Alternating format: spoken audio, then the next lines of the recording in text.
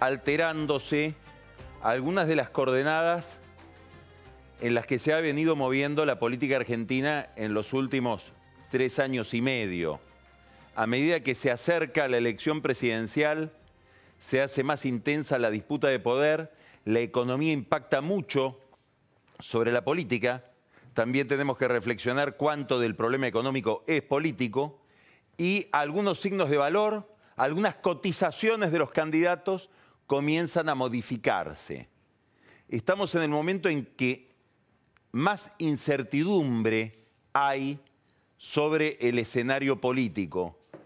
Charlaba yo el viernes con un historiador de la economía y de la política, que es Pablo Gerchunov, y me decía, un poco de manera impresionista, me parece que desde que tengo uso de razón nunca hubo tanta incertidumbre electoral como en este momento.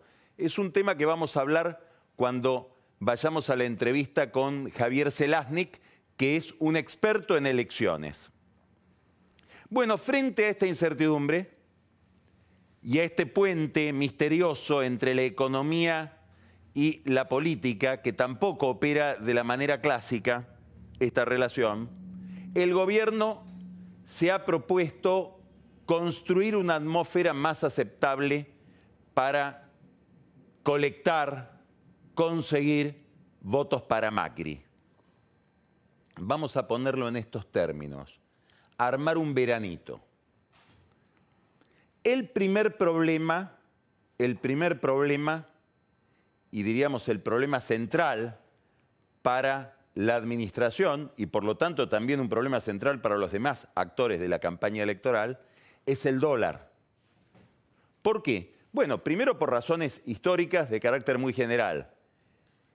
Para la Argentina, que es un país sin moneda o con una relación muy controvertida con la moneda, el dólar se ha convertido desde hace mucho tiempo en además de una variable económica, en un indicador de orden político, de gobernabilidad. Si el dólar está donde el gobierno quiere que esté, hay previsibilidad. El gobierno tiene las riendas de la vida pública. Si el dólar está en un lugar donde el gobierno no pronosticó que iba a estar, el gobierno está quemado. Esta es una idea general de los argentinos que se manifestó dramáticamente en el modo en que la clase política casi por completo sostuvo la convertibilidad mucho más allá del momento en que ese sistema se había vuelto ya viable. Sostuvo la convertibilidad cuando ya todos sabían que desde el punto de vista económico era inviable. ¿Y por qué se la sostuvo? Porque el 1 a 1 era un eje de ordenamiento político. Bueno, hoy esto vale más que nunca, sobre todo desde abril del año pasado, que es cuando empezó la corrida cambiaria. La inestabilidad del tipo de cambio es un problema central para la política argentina.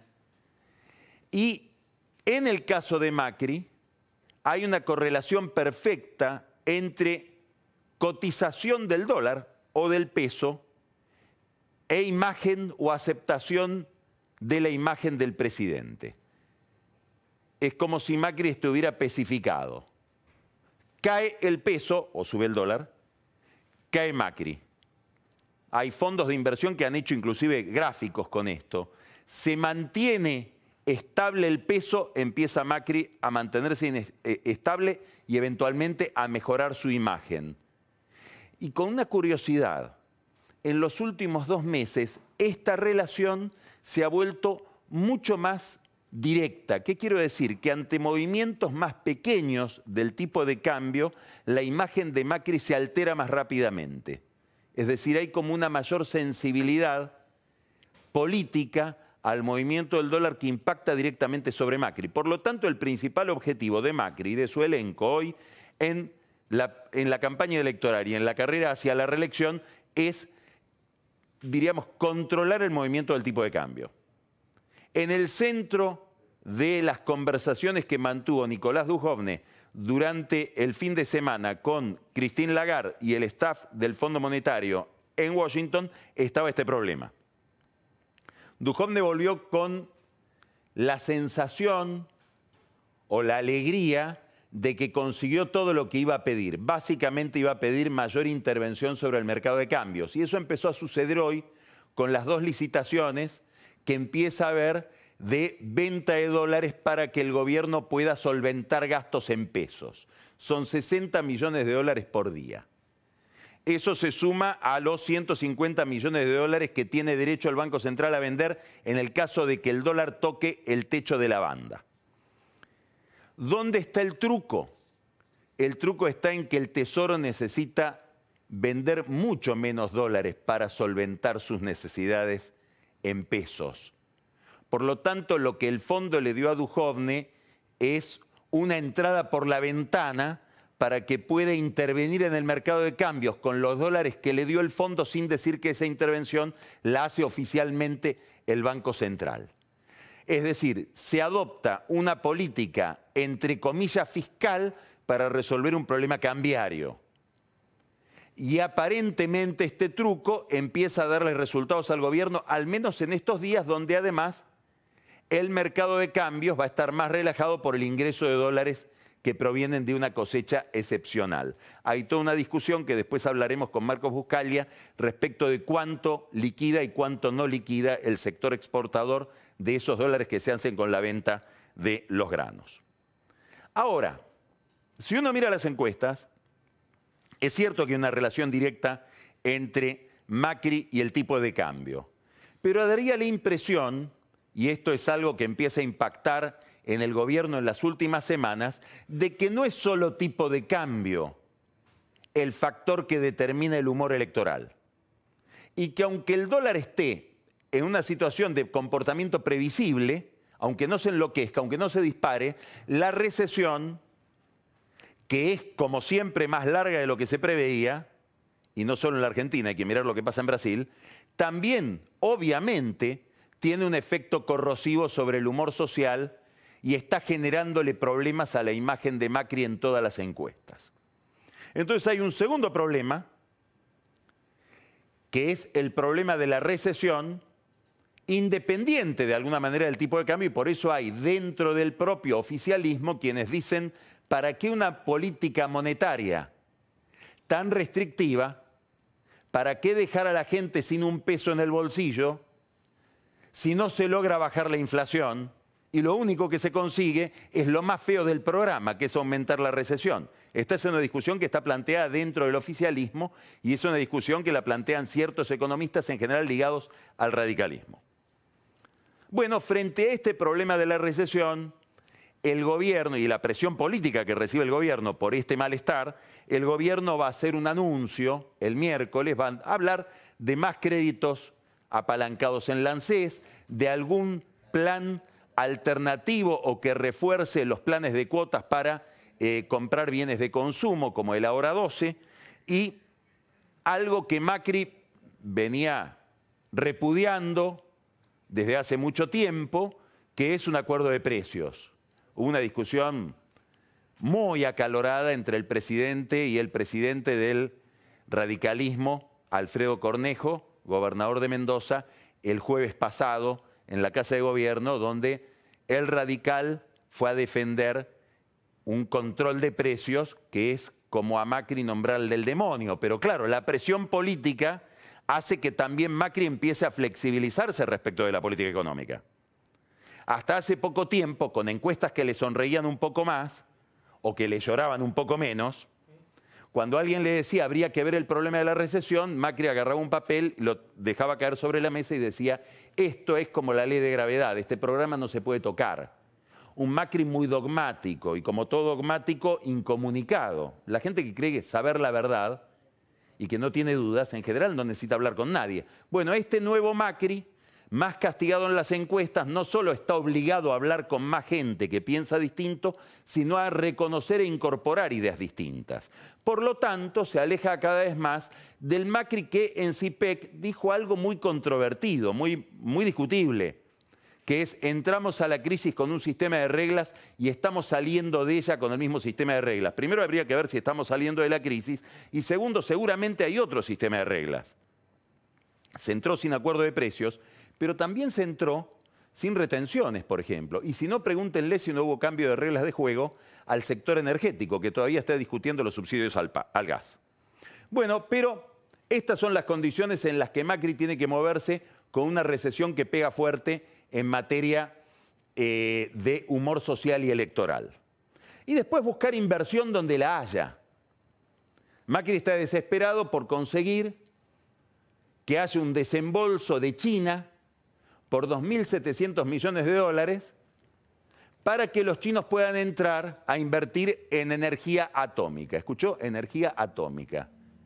Bueno, en el contexto de la guerra internacional que hay hoy entre Estados Unidos y China, que se llevó puesta la asamblea del BID en Chengdu, que hubo que suspenderla por presión de Estados Unidos, habrá que ver si Estados Unidos, que es clave para que el fondo tenga con Macri la tolerancia que tiene, tolera también que haya este acuerdo de 2.700 millones de dólares que se justificarían con el ingreso de los chinos en una empresa de energía nuclear llamada Nucleoeléctrica. Son los recursos a los que apela el presidente, en este caso de la relación con los chinos más enfáticamente, para atenuar la recesión y sobre todo para disimular un dato, que es el dato de inflación que se va a conocer mañana y que va a ser un dato doloroso, porque la inflación va a estar por encima del 4% en contra de los pronósticos que venía realizando el gobierno desde que implementó este nuevo programa con el fondo. Suponiendo que era una inflación determinada por la demanda del consumo, creía el gobierno que con una gran restricción monetaria, sacando la plata del bolsillo de la gente, iban a caer los precios o se iba a desacelerar la inflación. Y bueno, esta es una inflación que tiene otros componentes, sobre todo costos. Aumenta el costo de la energía, aumenta el costo del dólar, aumenta el costo del trabajo, y eso determina que aún con una gran recesión haya aumento de precios, y esto para cualquier político es el peor de los mundos, y sobre todo para la gente es el peor de los mundos. Entonces, más intervención en el mercado de cambios, con estos 60 millones que se licitan por día, y un pequeño paquete bastante tímido de medidas, bastante tímido digo porque hubo quienes le aconsejaron al presidente hacer anuncios de inversión a cambio de baja de impuestos, nuevas inversiones a cambio, no compró. Un anuncio bastante tímido que va a haber el miércoles para disimular el número de inflación y prometer que la recesión no va a ser tan dura. Hay otro problema, muy ligado a la economía, pero ya nos metemos más en la política. Son dos fechas, 12 de junio, 22 de junio. El 12 de junio hay que inscribir las alianzas, y este es un tema para Cambiemos. ¿Por qué? Porque en una coalición no importa solo cómo le va al líder o al candidato, que es Macri, importa también cómo le va a otra gente. En este caso, cuando hablamos de coalición hay que mirar al radicalismo, que cree que no le está yendo tan bien con Macri. De hecho, hay todo un sector del radicalismo que se expresa cada vez en voz más alta, diciendo que se siente más entusiasmado con la candidatura de Labaña, que es totalmente brumosa, todavía no sabemos. Los mismos líderes de la candidatura de Labaña, sus jefes de campaña, no saben si Labaña va a ser candidato a presidente, pero hay radicales como Federico Storani que dicen nos gusta más Labaña que Macri, por decirlo sintéticamente. Y podría haber mañana una reunión de un sector del radicalismo, mañana martes, con este sector, con Labaña como protocandidato, como alguien que se insinúa como candidato.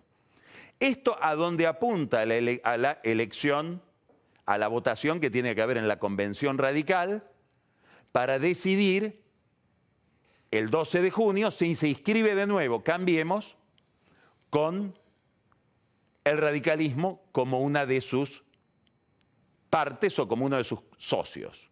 También podría suceder que el radicalismo dé libertad de acción y haya radicales con Macri y radicales con Labaña.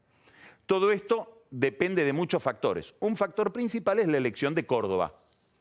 Esa elección es el próximo 12 de mayo. Ayer hubo una elección donde se votaron en una cantidad de comunas en Córdoba. Vamos a hablar después con Zelaznik de este tema. Lo importante es que el peronismo hizo una muy buena elección. A Schiaretti le está yendo muy bien en la campaña electoral. Las encuestas que maneja el gobierno dicen que Schiaretti va a tener o tendría hoy 42% de los votos. En esas encuestas que maneja el gobierno, que son distintas de las que maneja la conducción radical de Córdoba a cargo de Ramón Mestre, en las del gobierno le está yendo mejor a Mario Negri que a Mestre. De hecho, le asignan a Mario Negri un 21% contra 14% de Mestre. Mestre dice que la relación es la contraria y que está por encima 3 puntos de Mestre. Y todo esto se vuelve crucial. ¿Por qué? Porque la elección de Córdoba es 12 de mayo y si al radicalismo le va muy mal, esto va a impactar sobre la convención y le va a dar más argumentos a los que dicen vayamos con otro que no sea Macri.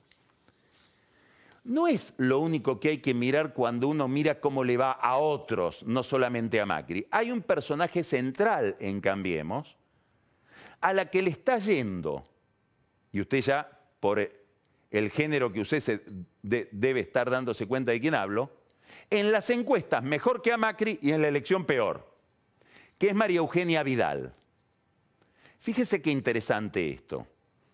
Cuando se discutió en Córdoba, los radicales y Cambiemos discutían Mestre o Negri, la Casa Rosada dijo hagamos una encuesta, porque en la encuesta le iba a ir mejor a Negri, o en ese momento le iba mejor a Negri, que es el candidato de la Casa Rosada. Ahora, si el mismo método se aplicara para decidir quién es el candidato a presidente, la candidata a presidente sería Vidal, porque le va mejor que a Macri en las encuestas. Pero es Macri. Bueno, ahora Vidal está ahí con mayores probabilidades de perder la provincia que Macri. Y ella piensa, y muy probablemente tiene razón, que esto es por culpa de Macri y de su política económica. Si Cristina Kirchner, como todos suponemos, va a hacer una gran elección en la provincia de Buenos Aires, la candidatura de Vidal está amenazada porque Cristina Kirchner podría por arrastre poner a un candidato.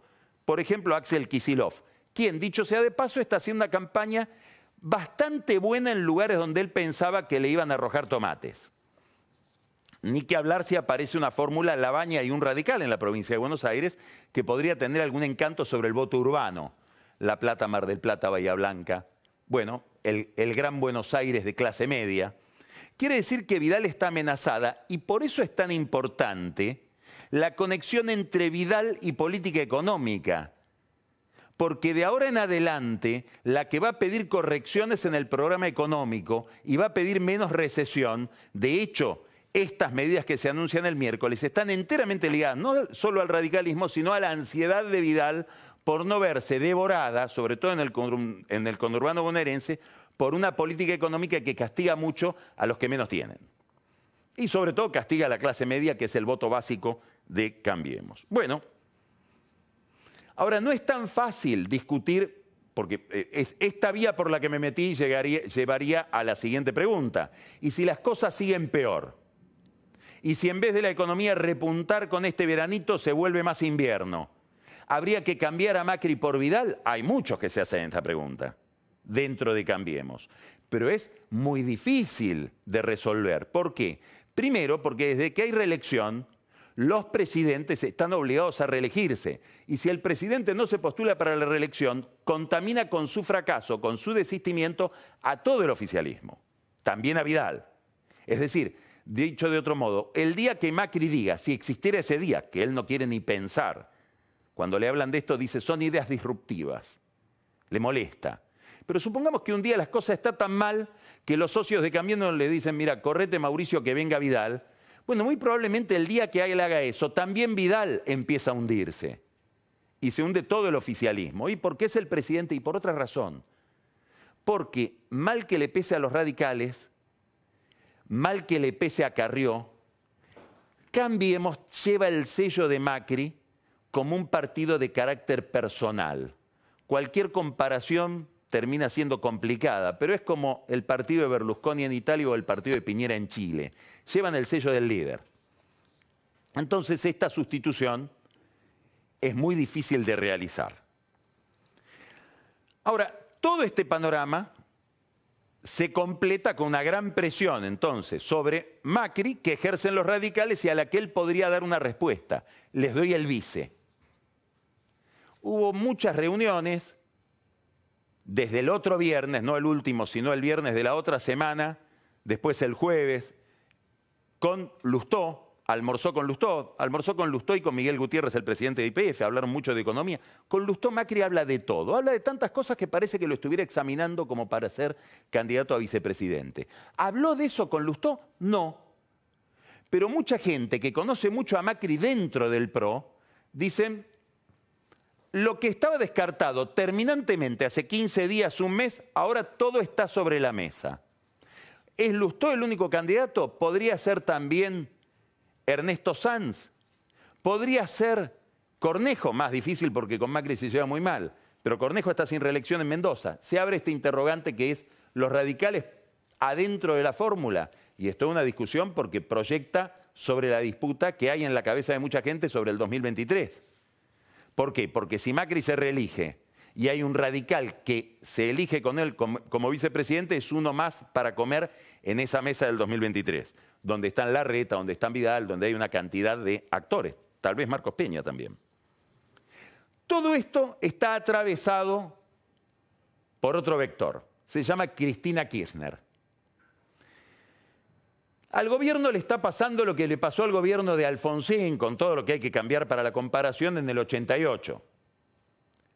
Desde la consola que manejaba la política en el 88, Alfonsín y su grupo decían, el que más nos conviene para que el radicalismo continúe en el poder es Menem. Asustemos con Menem. Contra Menem somos mejores. Claro, asustaron tanto con Menem que la posibilidad de que Menem llegue les arruinó o les terminó de arruinar el Plan Primavera, que era un plan de estabilización que pretendía justamente controlar la inflación. Este fenómeno se parece mucho al dilema que tiene hoy el gobierno con Cristina. Si es por imagen, le conviene que compita. Asustan con que cuidado que viene Cristina. Ahora, los mismos que votan a Macri, ante el miedo a que vuelva Cristina, salen a comprar dólares y deterioran la economía que permitiría que Macri llegue. Es decir, que hay una contradicción entre la conveniencia electoral, que es que Cristina juegue, y esta prioridad económica, que es que el dólar se mantenga quieto, porque si Cristina juega, el dólar se mueve. Y de este dilema es muy difícil salir, como de todo dilema. Por otra parte, Cristina mejora. ¿Y mejora por qué? Mejora no porque la gente se olvide del daño que hizo. Ahí sigue habiendo un grupo enorme de argentinos que en ningún caso la votaría y el gobierno siente que eso sigue siendo un activo. Si hoy fuera la elección, gana Macri, con estos datos económicos. El problema es que estos datos económicos son muy inestables. ¿Y por qué gana Macri? Sobre todo por el repudio a Cristina. Pero el problema es que hay un repudio a Macri creciente en mucha gente. Entonces podría suceder, otro tema para Zelaznik, que la Argentina empiece a parecerse a Brasil, donde Bolsonaro era repudiable para mucha gente que lo votaba, pero era el instrumento para impedir que llegue el otro, Haddad. Y Haddad era repudiable para muchos de los que lo votaban, pero era el instrumento para que no llegue Bolsonaro. Es decir, se elige un candidato no para adherir al candidato, sino para impedir que llegue el otro. La comparación es falsa, porque se sabía poco de Bolsonaro. De Cristina se sabe demasiado. Ya hubo una experiencia con Cristina que no hubo con Bolsonaro. Pero esta dinámica de que la elección se mueva por el motor del repudio puede suceder en la Argentina y tal vez empieza a suceder ya desde ahora, para desgracia de cualquier tercera posición que se ve diluida en esa guerra, en último término, de odios. Cristina Kirchner, ¿en qué anda? Ya resolvió un problema. Su hija no va a ir presa. Eso la relaja enormemente para mirar la política. Y no va a ir presa porque está en Cuba. Nota al pie de página. Para los que tienen miedo de Cristina en materia económica, que la hija no está en la Clínica Mayo, está en Cuba, está en la sede central del chavismo. Va a tener que remar mucho Alberto Fernández para explicar que esta es una Cristina distinta de la Cristina populista que dejó el poder en el 2015, estatizando, yendo contra la justicia, contra los medios, etc. ¿Por qué? Y bueno, porque su hija y el corazón de ella están en la sala de operaciones, en la sala de máquinas de ese sistema. Vivísima, como Macri, no interviene en las provincias donde le puede ir mal a su fuerza, Sería lindo asistir a las conversaciones de Cristina con Parrilli en estos días, que la encerró en opciones muy de izquierda, muy sectarias, tanto en Río Negro como en Neuquén, donde a ella le fue muy mal. Está muy operativa, los que hablan con ella dicen, está de muy buen humor y muy metida en la micropolítica, en las cosas que hacía Néstor, armar candidaturas, ver opciones electorales en cada provincia, y busca un modelo. Este es para otra charla, ¿no? ¿Quién va a ser Cristina en el caso de llegar? ¿Va a ser Grecia, la izquierda griega, que fue un plebiscito para romper con el fondo, para romper con Europa? Salió no al ajuste y terminaron haciendo un ajuste más severo del que le habían rechazado en ese plebiscito.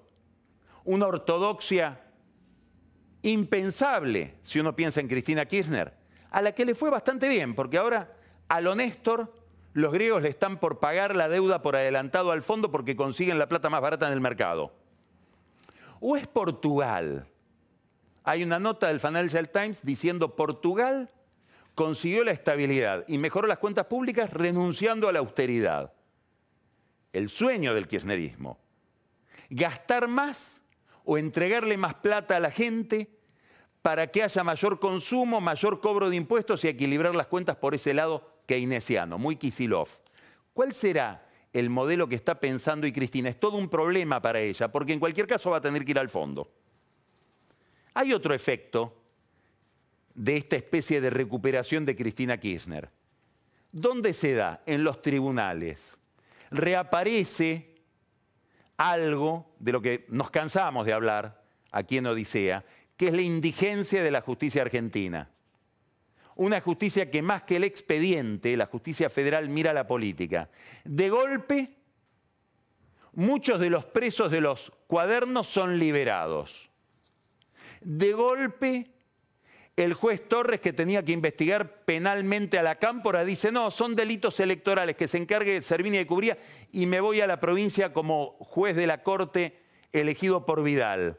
Prefiero no estar en Comodoro Pi cuando cambie el viento, que algunos creen que está cambiando. Y de golpe, los tribunales orales que tenían que juzgar a Cristina empiezan a encontrar excusas para no juzgarla. No se animan a tenerla en el banquillo. También es una profecía autocumplida. Porque ella, o a ella, que creía que no había robo, que no hubo delincuencia en su gobierno ni en el de su esposo, que nadie robó nada, estaba convencida de que todo era política, de que los procesos, los expedientes, las investigaciones, los cuadernos, las indagatorias, todo eso era política. Y bueno, a medida que sube un poquito en las encuestas, los mismos jueces que la, comillas, perseguían, ahora algunos quieren indultarla. Bueno, una forma de convencerla de que todo era política y de que aquí no ha pasado nada. Empezamos Odisea, vamos a hablar con Javier Zelaznik del proceso electoral argentino. Va a escuchar usted a un politólogo muy inteligente y original. Después vamos a hablar de financiamiento de campañas con Pancho Olivera, obviamente con Buscalia, dólar, inflación, recesión. Y al final Carola, que nos va a hablar de dos temas. La desgracia ocurrida hoy en Notre Dame, en París, y el misterio del De la Vega que se vendió en Arteba por $1.300.000. ¿Cuánto tiene que ver esa venta con la política y con los impuestos de todos nosotros? Ya empezamos Odisea.